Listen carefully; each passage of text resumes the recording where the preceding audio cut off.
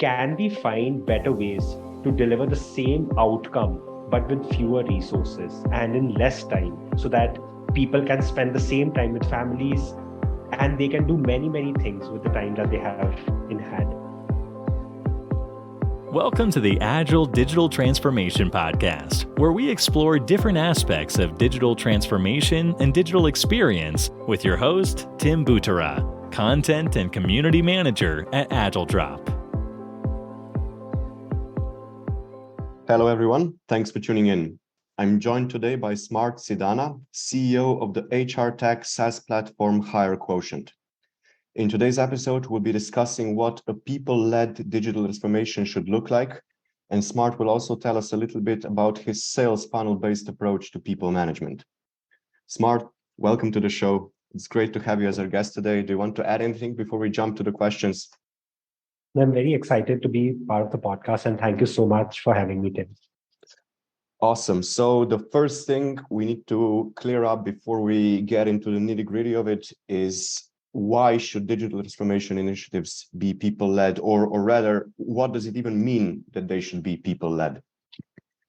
So thank you for the question. I think before we actually answer that, why should the digital transformation be people-led, let's try and understand that why is there such a strong need for the digital transformation, because I think that would clearly lay the foundation. And it's important to understand that over the past couple of years, what has really happened is technology has really taken many leaps forward, and there's great innovation, like, for example, Chat GPT recently that has happened. But in addition to that, what has also really happened is some of the things like pandemic, COVID, etc., that has really changed the world for everyone. And what this means is that the new normal that existed in 2019 is not the same normal that exists today.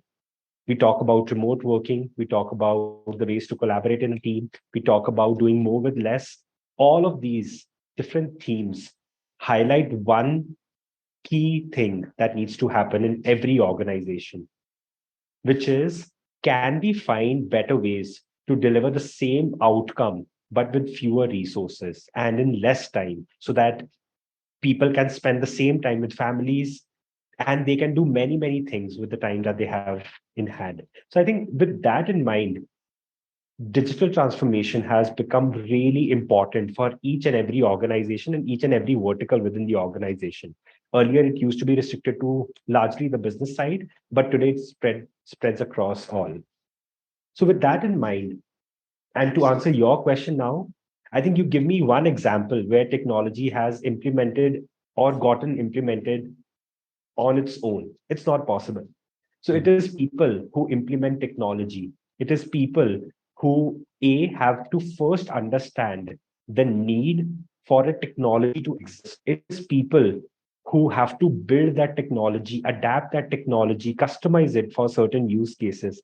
And then also, and a lot of companies out there today optimize for a lot of startups. How do we drive adoption bottom up?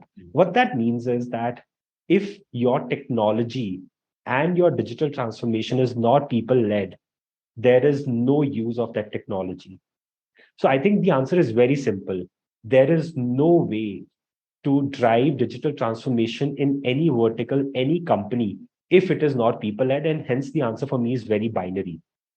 And very interestingly, I was reading another report by McKinsey, which established a very strong correlation that organizations with fewer than 100 employees are almost 3 times more likely to report a successful digital transformation than those who are 50,000 plus employee. And that's a very interesting data point. If we double click on it, the most obvious conclusion that we can draw from it is that perhaps there are the larger organizations have employees who are scared by the fear that technology can take away my job. And the more and more of these people who have that fear add up in an organization, in a vertical, the difficult it becomes to implement a technology. So I think with that in mind, one needs to understand that there are a lot of challenges that one would encounter if you are just trying to implement any transformation top down. And while through our journey of working with the clients, what we've also understood is there are some easy way outs that you can slowly and steadily start to make your employees adapt to the mindset that allows digital transformation, new changes to happen. For example, fostering a culture of vulnerability, where employees are very open to accepting that, hey, we are the best, but in the new changing world, there are certain gaps in what we can deliver and what has to be delivered. And those gaps are better bridged by technology or by the newer digital tools. Curiosity as a future skill is something that companies can focus on, because the more and more curious employees are, the more vulnerable, the more accepting they are towards newer technologies. And similarly, some of the other things like creating shared spaces, collaborating with change management experts, providing technology support to help adapt new technologies. Some of these things can really make the job easier, but it starts right at the top, which is people. That was a great intro and a lot of very good points here. And the next thing that I'm wondering about is how can companies streamline these technology functions and technology innovation and technology adoption with the right mix of talent and culture? Sure. And thank you so much for asking that. I think when we talk about culture, the broad things that come to my mind is innovation, flexibility, and openness. These are the three big themes. And when we talk about talent, what comes to my mind is agility. And when I double click on that, what that means is that in any organization, you need to have people who are very comfortable accepting that what worked earlier will not work today or may not work today. And what that also means is that you need to balance your team with a set of experts and generalists. So overall, I think culture and technology combined for me is innovation, flexibility, openness, and agility. And beyond that, I think while we are talking just the talent and culture, and that's the question that you asked, I think it goes beyond that. And this is something that we've really figured out at HireQuotient as well, that as we are navigating the new normal, as every day there is a new territory that we have to get into, encounter, and then win. What really has helped us and has been our secret sauce is the power of we. And how do we define that? It is nothing but culture, collaboration, care, and concern for each other that really comes together in the right mix to say that how can we make a culture where people are talking about what is my gap to outcome? What can I do more with the kind of resources that I have today? And with all, and can I do something which is larger than me, which is beyond me? And when you talk these themes, then by default, what you're trying to do is build a culture where people are very open to new individuals, new ideas, diverse talent, and obviously new technology as well.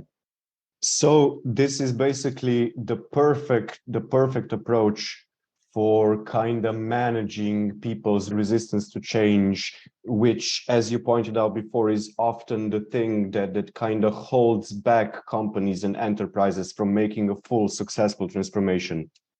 Absolutely. And I fully agree. And I think, look, as humans, we all have resistance.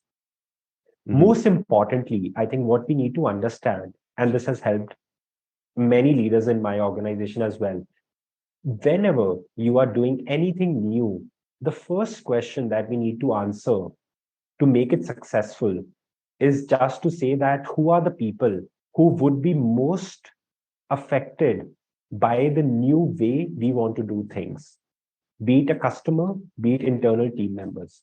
And therefore, if we understand and empathize with them, and we understand, look, there's a shocker for everyone.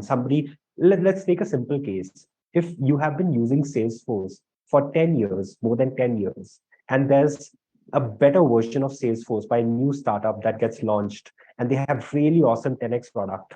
Tomorrow you go as the CEO, you might be very excited that, hey, cheaper, better, more efficient.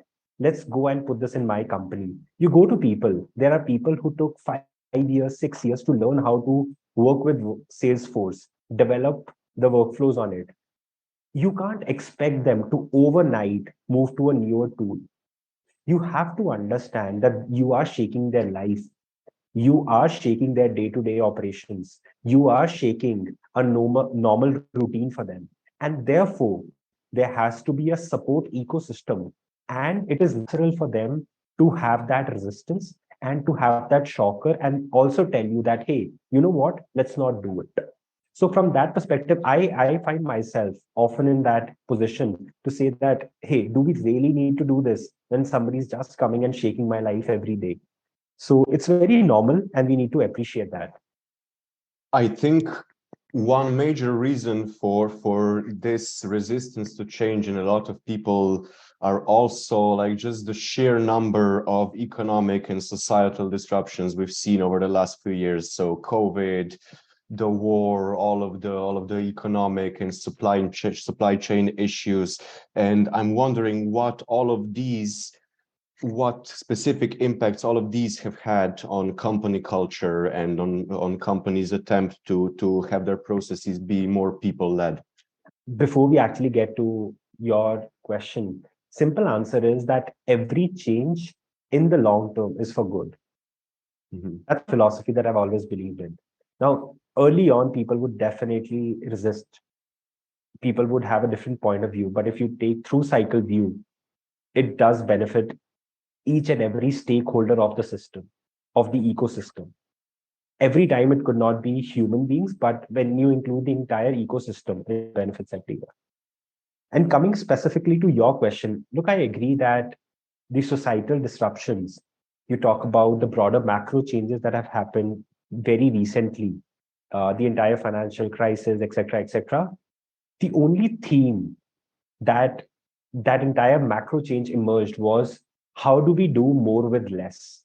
Whatever you talk about, be it more people-centric approach, which is to make sure that, hey, you're not ruthless in just hiring and firing, which is what a lot of startups used to do earlier, or you're trying to find technology that can complement and enhance, amplify the productivities of your staff, and you pick 10 more dimensions of this. It all boils down to how do you do more with less? That's the biggest theme or the benefit that I'm seeing of this broader macro change. With the other thing that you talked about, some of the other changes, I think, for example, let's pick Black Lives Matter movement. I think that's very, very critical and instrumental in how companies started to think about diversity and inclusion, and which is very solid, strong concept. For years, decades, people have been talking about the importance of diversity, importance of diverse teams, and it's not just gender, but beyond that, many, many things. How it helps you to build a good product, build a good, more diverse, inclusive set of values, and better teams. Now, with all of that, I think that these changes force companies to become more efficient and more inclusive overall. And therefore, I think these changes are for good in the through cycle. That's how I at least developed the point of view. And you pick any, the dot-com bubble happened, you pick the 2008, and you see what impact it created 5 years. And today, what impact it did create for us today. So all of those would tell you many, many silver linings to it. It really underscores this do more with less that you spoke about in the intro and you reiterated on now. And I'm guessing that this do more with less is also the biggest or the key lesson that managers and leaders are kind of learning from this period. Are there any other important ones? Oh, look, there are many. But the biggest one that I've also seen in some of the best leaders, the big changes, is that I see them becoming more and more people and team centric, and them becoming more empathetic. Mhm. And it's actually a magic because now with these values at the core as the inputs, you can really drive some of the outcomes. For example, today, and I've seen an organization where they were trying to really understand how do we improve our retention so that our attrition is less. and we don't need to hire a lot of new people, ramp up, etc., just so that we are able to deliver more outcome without hiring more individuals.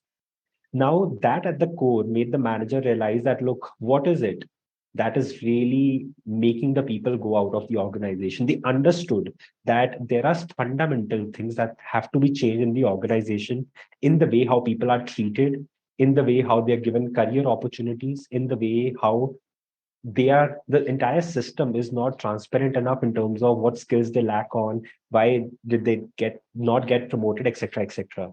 So just having a human centric approach made that entire organization, the managers, deliver the business outcomes. And when you are riding a very fast car on a highway, then often you don't have time to come back and course correct. And look at the best hospitality companies. The entire COVID for them was a period where they could really go back, introspect, improve the product, improve people management, and do a lot more fundamental changes, which once the normal is back, would redefine their business for good. That was a very good point about the changes that they had to make because of these disruptions actually ending up benefiting them in the long run and kind of in the long term and transforming their business for the better. I love that you included that point. Yeah, and there's one very real example. So I was chatting with the CEO of a very large, it's a decacon now. I was chatting with them to understand the entire business went to zero, revenues went to zero during the COVID time, hospitality company. Before the COVID happened, and actually when the company started, the biggest metric that they were trying to focus on was customer satisfaction. What was a leading indicator of that was when a customer goes to a certain property, are they able to find a predictable experience or not? Now, as the company scaled up from 5 properties to perhaps 5 million properties, and I'm just dropping the number as a placeholder, what had really happened is the entire core value had gone for a toss. And there were certain compromises. And most of the startups, when they're growing at that pace from 5 to 5 million, there's hardly any time that the top leadership would get to look back, introspect, and really change the fundamentals from the first principle thinking that what worked earlier, what got us here, will not get us there. From that core perspective, they were headed towards a high growth, but that was a shallow growth somewhere within. The entire 2 years of COVID gave them a runway to really say that, look, let's go back to the basics. Let's understand that how the business looks today. What are the fundamental changes that we need to do in order to re-deliver on the metrics that mattered to our business when we started? And that phase for them, because there was no rush, there was no growth, 1000x that was happening month on month. Hence, they had more peace of mind, they had more time and flexibility to work and course correct. And now that the business is back, they are much stronger than ever. So I think it's overall been a phase where a lot of companies, leaders have tried to redefine how they build teams, manage teams, and deliver the business outcomes. Well, I guess this is the right place to ask you to tell us a little bit more about your sales funnel-based approach to people management and maybe also what benefits it has brought your company. Sure, would love to talk about that. And look, where this is coming from is before starting HireQuotient, my experience was largely as a consultant, management consultant, and I had done quite a few things, but not sales. So I had worked with a team. I could work in a team. I had managed teams. So I had that people management experience to a certain level, but I did not have the sales experience. And once HireQuotient started, then obviously you have to do most of the things yourself, right? From discovery, demo, selling, etc. What I really understood was sales and people management are highly correlated. And let me help you understand how. So in sales, everyone is very well aware that the journey to sign a big client is not overnight. So is the case with when you onboard a talent to when the talent is at its peak. really punching at their upper limit. It's not an overnight journey. The second big correlation that I saw was to sign a deal. There is a lot of input that goes from your side, which is nurturing the clients, making them feel the value, etc., etc. Same is the case with talent. Once the talent is onboarded, you really have to mentor, nurture, provide the right ecosystem, and do many other things to make sure that they are delivering what you expected or what they expect from themselves. So overall, with these two themes, then I started to double click a little bit and understand what is more correlated in both of these processes. And what I found out, and what most the leaders that I saw around me missed, was somewhere just the acknowledgement to say that when you bring a very diverse and a smart team together, you have to be the person who's controlling that entropy. You have to bring people together, channelize their energy in the same direction, and make sure they're all headed in the right direction with the common vision. And that is the most critical thing of people management, which somehow I could correlate with when a client is signed on a pilot and they're about to sign a, we deliver value to them, how you have to help them establish the value of your product, convince them that they will drive ROI, and do lot many things to make sure that they sign a year-long contract or multi-year contract with you. So I could see one strong correlation there.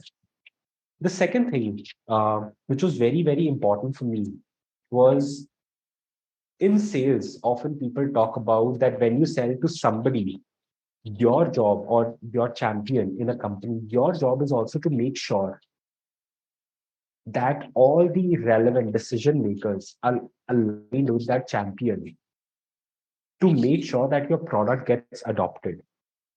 This is beyond just the purchase. In the same way, when you build a team, the most important thing is to nurture and form those bonds, which could be as simple as that.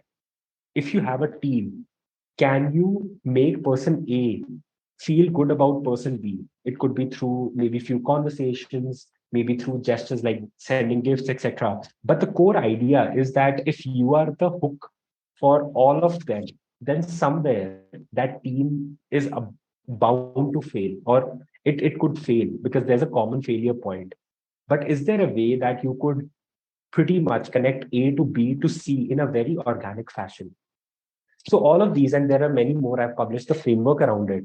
But the broad idea was to say that, look, everyone around the world appreciates salespeople, revenue leaders, but there's little appreciation for the people leaders, talent acquisition, HR, etc., etc. So what is driving the business is people. And let's also therefore acknowledge and appreciate that there is a process to build a very high performing team. It does not happen overnight. There is a lot that goes into building that team. And therefore, the talent acquisition and HR plays a very important role in that. So nurturing is a very key aspect in both, right? You mentioned that one of the key similarities that you immediately recognize, and that's what led you to develop this approach, is this nurturing aspect, that it doesn't happen overnight, that you need to invest energy and effort and care into it. And fascinating. And I think the other important, just for our listeners to also bookmark or just remember, is that if you build a strong team of alphas or high performing individuals who are also from diverse backgrounds, there is going to be a lot of entropy in the entire vertical. So your job as a leader is to perhaps bring everyone together, as you would as a sales leader, bring the decision makers together, try to influence them on a different note with things that strike a better chord with them, etc. So be okay with the fact that yes, they have different perspectives, but if you as a leader can align them on a common vision, then that plays to your advantage and your company's advantage? I think this will be especially important and relevant for leaders in companies that are of a larger size. We spoke in the beginning that this is much harder to drive in companies where there's a lot of people, where there's that much higher of a chance for people to be resistant to change. So I can really see how the tips and the insights that you've highlighted here, Smart, will help these kinds of teams and these kinds of companies the most. Well, this has been an excellent discussion so far, Smart, and I just have one final question to kind of round everything off. What do you expect to be the biggest challenges over the next few years to people-led digital transformation? That's a very interesting question because as the technology is evolving, nobody can really predict the future. And as we say that, therefore, what becomes really important is the challenges as we speak. In my opinion, those are going to be around digital skill gap. When you don't know what would exist in the future, but people have to be trained, then somewhere you need to spark that curiosity, that you need to build some values which are more around curiosity, flexibility, etc., etc. The other thing I think that would become a challenge if not handled well is obviously resistance to change, because the world is moving very fast. It will, next 5 decades would perhaps change the world more than the last 20 years. So from that perspective, we need to be much more open to change. The other thing, some of the other things, for example, silo decision making, uh, not having a culture where people are open to take risks, express their vulnerabilities, lack of inclusive culture, etc. These, I think, would become the big challenges. Well, definitely, I think this resistance to change that we already spoke about, it's also heavily connected to not taking risks, right? Because taking risks would mean change. And if we're resistant to change, then obviously we're also resistant to risks. And you spoke, one of the first things you mentioned that, it's this period in time that we just can't escape, at least talking about it a little bit, is ChatGPT and similar generative AI technologies, and what factor and what role resistance to change will play here. It will likely be that resistance to change will be the differentiator for success in this area. So yeah, definitely a lot more disruptions on the horizon. And as you said, it's hard to predict things for a few years in advance, let alone 5 years or 10 years. 100%. And I think if you double click on that, we need to understand psychologically why people are very, why people have a resistance to change. A large part of it is driven by just people not being open to express their vulnerabilities. Vulnerability is about accepting that I don't know a certain thing, about accepting that somebody could do it better than me. Vulnerability about expressing that I don't know it all, and many, many such vulnerabilities. So I think it's much deeper. And if there has to be a culture change that people need to bring, it is about making the culture much more open in the way that people can express their vulnerabilities. And once those are expressed, then the layer on top of it, which is that let's solve it together, etc., can still be built. Well, now we've just come full circle because this is the key to people-led transformation. Smart, this was amazing. Just before we wrap things up, if our listeners would like to reach out to you or learn more about you, learn more about HireQuotient, where would you point them to? Sure. So if you want to get in touch, you can write to me at Smarth, SMARTH, @HireQuotient.com. HireQuotient. I repeat, Smarth@HireQuotient.com. If you like to visit our website, that's www.HireQuotient.com. If you like to follow on LinkedIn, so I'm by the name Smarthveer Sidana. SmarthVeerSidana. Thanks again, Smart, for being our guest. We'll make sure to include all of these in the show notes. Thanks again for the great conversation and have a great day. Thank you so much, Tim, for having me. And it was lovely chatting with you. And I hope your listeners would drive some useful insights for their organizations. I'm sure they will. And to these listeners, that's all for this episode. Have a great day, everyone, and stay safe. Thanks for tuning in. If you'd like to check out our other episodes, you can find all of them at agiledrop.com/podcast, as well as on all the most popular podcasting platforms. Make sure to subscribe so you don't miss any new episodes, and don't forget to share the podcast with your friends and colleagues.